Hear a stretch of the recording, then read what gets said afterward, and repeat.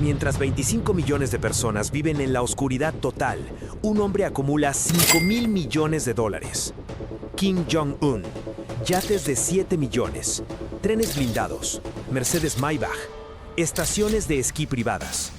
Su país no exporta nada legal, pero el dinero nunca deja de fluir. ¿Cómo financia un dictador una vida de lujo absoluto cuando todo el planeta le ha cerrado la puerta? Bienvenidos al archivo de la fortuna oculta de Kim Jong-un. Pyongyang, centro de la capital, edificio del Partido de los Trabajadores de Corea.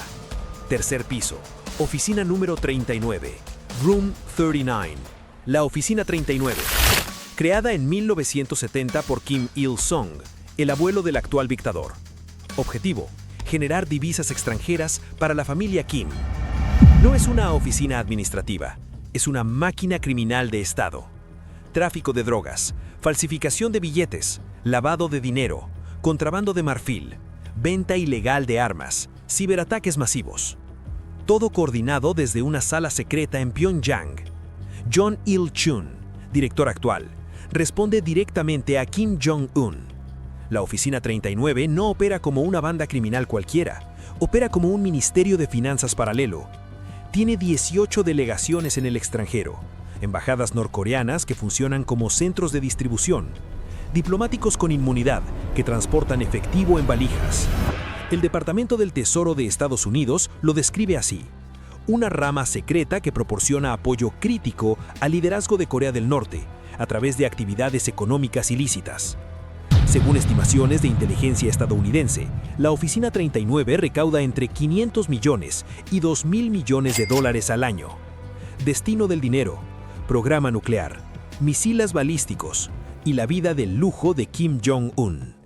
Mientras el ciudadano promedio norcoreano gana $1.500 al año, el dictador gasta 25 millones de dólares anuales solo en alcohol de importación. Esto no es corrupción. Es arquitectura financiera del aislamiento. Finales de los años 80, Banco Central de Filipinas. Un funcionario revisa un billete de $100. Pasa todas las pruebas de autenticidad. Papel correcto, tinta correcta, grabado perfecto. Pero algo no cuadra. Lo envía al Servicio Secreto de Estados Unidos. Resultado: falso. Pero no es un billete cualquiera. Es una obra maestra forense.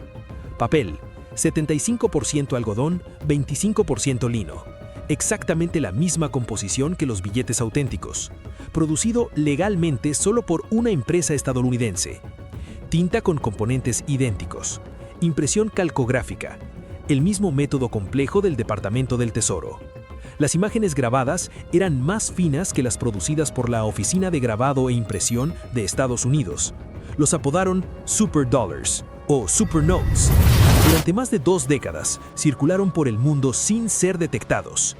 Dinamarca, Francia, Austria, Alemania, Letonia, Rusia, República Checa, Irlanda. En 2003, autoridades australianas incautaron 150 kilogramos de heroína del buque norcoreano Pongsu, valor 25 millones de dólares.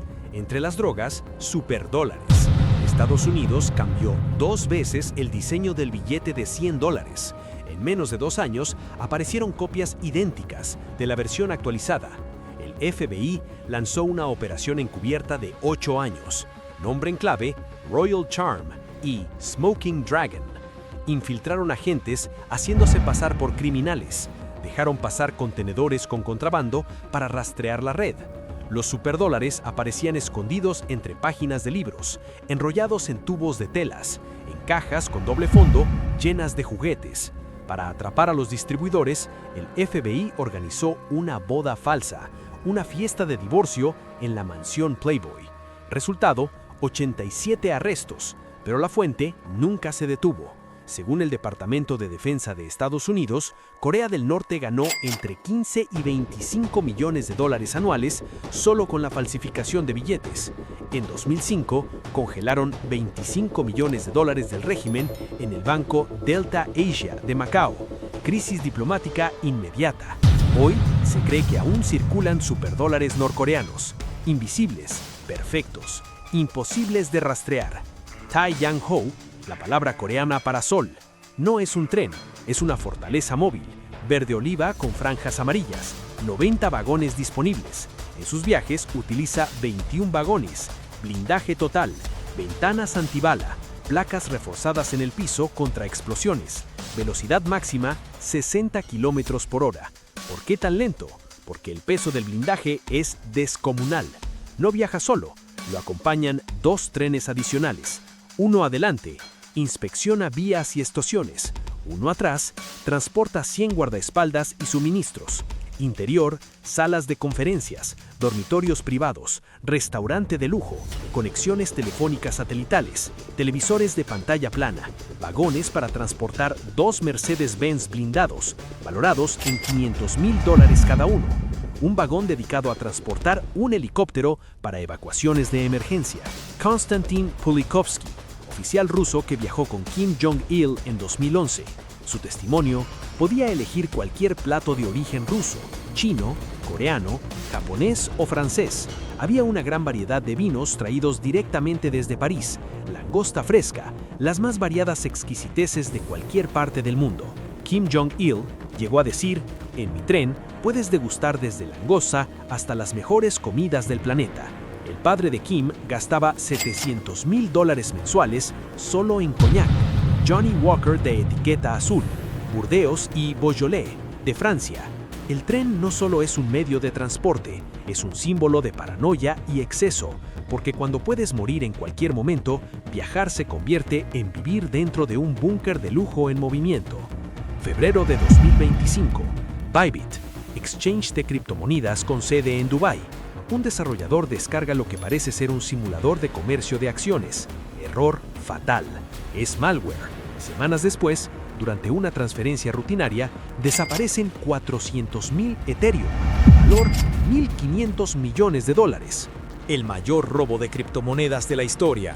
Responsable, Lazarus Group, también conocido como Trader, alias APT-38. Opera bajo la Oficina General de Reconocimiento de Corea del Norte. No es una banda de hackers independientes, es una operación militar patrocinada por el Estado. Según informes de inteligencia de Estados Unidos, Corea del Norte cuenta con una unidad de guerra cibernética de 6,000 agentes. Bureau 21, la unidad 21. Operan desde China, desde Rusia, desde el sudeste asiático. Método de ataque: LinkedIn. Perfiles falsos, reclutadores ficticios, ofertas de trabajo plausibles. Envían una prueba técnica. El archivo no evalúa habilidades, instala malware, roba cookies del navegador, credenciales de acceso, llaves SSH, tokens de servicios en la nube. Permanecen semanas o meses dentro de los sistemas, observando, aprendiendo, escalando privilegios y luego atacan. Desde 2017, Corea del Norte ha robado más de $6.750 millones en criptoactivos. 2024, 1.000 millones robados.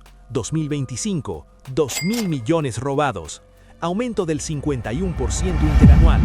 Entre 2023 y 2025, más de la mitad del dinero robado en hackeos cripto a escala global fue atribuido a grupos vinculados a Pyongyang. No roban por enriquecimiento personal, roban para financiar el programa nuclear de Kim Jong-un. Cada Bitcoin robado, cada Ethereum convertido, cada dólar lavado, va directo a las arcas de la Oficina 39 y de ahí al dictador. Wonsan, costa este de Corea del Norte. 17 palacios esparcidos por el país. Kim Jong-un posee todos. En Wonsan, su complejo favorito, estadio deportivo privado, pista de aterrizaje exclusiva, isla privada, comparada con Ibiza, pero sin leyes externas. Flota de yates Princess, valorados en $7 millones cada uno. Aguas que ningún pescador norcoreano se atreve a tocar. Masik Pass Ski Resort, inaugurado en 2013. Hotel de lujo, chalets privados, tienda de equipos, pista de aterrizaje para helicópteros. Capacidad, 5,000 personas. En un país de 25 millones, donde la mayoría nunca ha visto la nieve caer de noche, porque no hay electricidad. Su esposa, Ri Sol-ju, fue fotografiada con un bolso Dior, valor $1.594, el salario anual promedio en Corea del Norte. Kim Jong-un fuma cigarrillos Yves Saint Laurent, bebe whisky Johnny Walker, posee relojes de $2,000. En 2018, recibió 2 Mercedes Maybach S600 blindados, valor $500,000 cada uno. Todos introducidos ilegalmente mediante una red de envío clandestina que violó sanciones internacionales. Restaurantes Pyongyang. 130 restaurantes norcoreanos esparcidos por el mundo, China, Camboya, Vietnam, Tailandia. Los empleados no reciben sueldos. Los miles de dólares recaudados van directo a Pyongyang. En Camboya, un museo norcoreano recauda $7 millones anuales.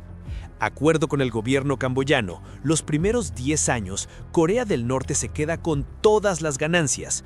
Fábricas chinas subcontratan producción en Corea del Norte, ropa fabricada con trabajos forzados, enviada a China, etiquetada como Made in China, vendida en Holanda, Alemania, Estados Unidos. Deserteros han contado cómo trabajaron en campos de trabajo, confeccionando ropa para grandes marcas del mundo. El 70% de los salarios de 50,000 trabajadores norcoreanos en el extranjero es confiscado por el régimen. Para tener derecho a partir, deben estar casados, con al menos un hijo que permanezca en Corea del Norte, garantía para la fuga. Esto no es un país, es una corporación criminal, donde el individuo es una herramienta y el líder es el dueño del inventario total. $5,000 millones. No están en un banco, no están auditados, no existen en papel.